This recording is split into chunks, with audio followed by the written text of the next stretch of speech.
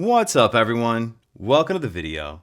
Today we're going to take a look at how to change the battery in this Mercedes-Benz CLA 250 remote key fob. This key fob is going to use replacement battery CR2032, and I'll put a link in the description box of this video to where you can find these replacement batteries if you're in need. So the first thing I'm going to do is grab my key fob and we're going to remove the emergency key that's in the bottom of it. That's done by pressing this button on the back of the fob that my thumb's on, and the emergency key will slide out like that. Now what I'm going to do is press and hold that same button down.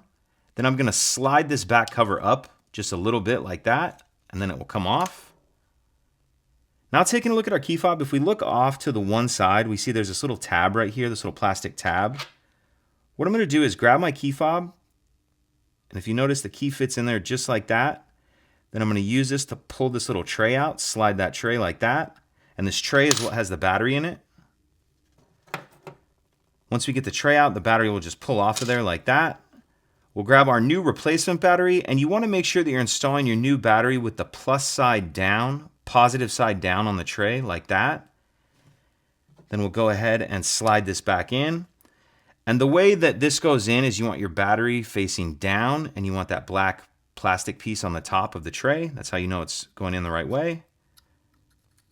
So slide that tray in, slide our back cover on, and then the final thing we'll do is put our emergency key back in, and that's it.